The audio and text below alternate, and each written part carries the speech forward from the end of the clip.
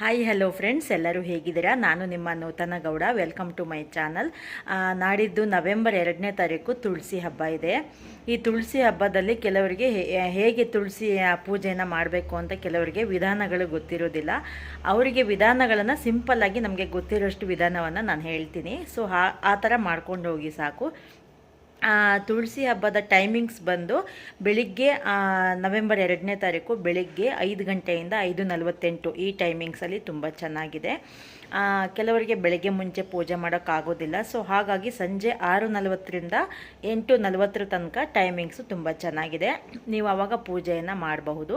ಆಮೇಲೆ ನೀವು ಪೂಜೆಗೆ ಗೋಮತಿ ಚಕ್ರ, ಸಾಲಿಗ್ರಾಮ, ನವಿಲ್ಗರಿ, ಕೃಷ್ಣನ ವಿಗ್ರಹ ಮತ್ತು ಬೆಟ್ಟದ ನೆಲ್ಲಿಕಾಯಿ ಇದನ್ನೆಲ್ಲ ಇಟ್ಟು ಪೂಜೆಯನ್ನು ಮಾಡಬಹುದು. ಹಾಗೆ ಅರಿಶಿನ ಕುಂಕುಮ, ಆಮೇಲೆ ತಾಳಿ, ಇಲ್ಲಾಂದರೆ ಅರಿಶಿನದ ಕೊಂಬಿನ ತಾಳಿಯನ್ನು ಕೂಡ ಮಾಡ್ಕೋಬೋದು. ಹಾಗೆ ಬಳೆ ಮತ್ತು ಹೂವು, ಆಮೇಲೆ 5 ಬಗೆಯ ಹಣ್ಣುಗಳನ್ನಿಟ್ಟು ಪೂಜೆ ಮಾಡಬೇಕು. ತುಳಸಿಗೆ ಮಲ್ಲಿಗೆ ಹೂವು ಅಂದರೆ ತುಂಬ ಇಷ್ಟ. ಮಲ್ಲಿಗೆ ಹೂವನ್ನು ಇಟ್ಟು ಪೂಜೆ ಮಾಡಿ ಧೂಪಗಳನ್ನೆಲ್ಲ ಹಾಕಿ, ಆಮೇಲೆ ತುಳಸಿಗೆ ನೀವು ಬೆಟ್ಟದ ನೆಲ್ಲಿಕಾಯಿಯ ದೀಪವನ್ನು ಹಚ್ಚಿದ್ರೆ ತುಂಬಾ ಒಳ್ಳೆಯದು. ಬೆಟ್ಟದ ನೆಲ್ಲಿಕಾಯಿ ದೀಪ ಹೇಗೆ ಮಾಡೋದು ಅಂತ ಕೆಲವರಿಗೆ ಗೊತ್ತಿರೋದಿಲ್ಲ. ದೊಡ್ಡ ನೆಲ್ಲಿಕಾಯಿ ಬರುತ್ತಲ್ಲ, ಅದನ್ನು ತಂದು ತಲೆಭಾಗವನ್ನು ಕಟ್ ಮಾಡಿ ಒಳಗಡೆ ಇರುವಂತಹ ತಿರುಳನ್ನೆಲ್ಲ ನೀವು ಸ್ಪೂನಲ್ಲಿ ತೆಗಿಬೇಕು. ತೆಗೆದ್ಬಿಟ್ಟು ಅದರೊಳಗಡೆ ತುಪ್ಪ ಹಾಕಿ ಬತ್ತಿಯನ್ನು ಇಟ್ಟು ನೀವು ಬೆಟ್ಟದ ನೆಲ್ಲಿಕಾಯಿ ದೀಪವನ್ನು ಹಚ್ಚಿ ಪೂಜೆ ಮಾಡಬೇಕು. ಸೊ ಹಾಗೆ ನೀವು 5 ಜನ ಮುತ್ತೈದೆಯರನ್ನು ಕರೆದು ಅವರಿಗೆ ಬಾಗಿನ ಎಲ್ಲ ಕೊಟ್ಟು ಅವ್ರ ಮೂಲಕ ಆರತಿ ಬೆಳಗಿಸಿ ನೀವು ಪೂಜೆಯನ್ನು ಕೂಡ ಮಾಡಬಹುದು.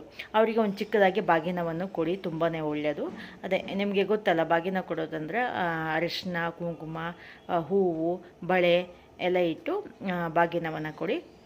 ಇದು ತುಂಬಾ ಒಳ್ಳೆಯದು. ಹಾಗೆ ನೈವೇದ್ಯಕ್ಕೆ ತುಳಸಿಗೆ ಕಡಲೆಬೇಳೆ ಪಾಯಸ ಅಂದರೆ ತುಂಬಾ ಪ್ರೀತಿ. ಹಾಗೆ ಕೆಂಪು ಅವಲಕ್ಕಿ ಅಂತ ಮಾಡ್ತಾರೆ, ಅದು ನೋಡಿ ನಿಮ್ಗೆ ಅದು ಆಗಲ್ಲ ಅಂತಂದರೆ ಕಡಲೆಬೇಳೆ ಪಾಯಸವನ್ನು ಮಾಡಿ ನೈವೇದ್ಯಕ್ಕೆ ಇಡಿ. ತುಂಬಾ ಪ್ರೀತಿ ತುಳಸಿಗೆ.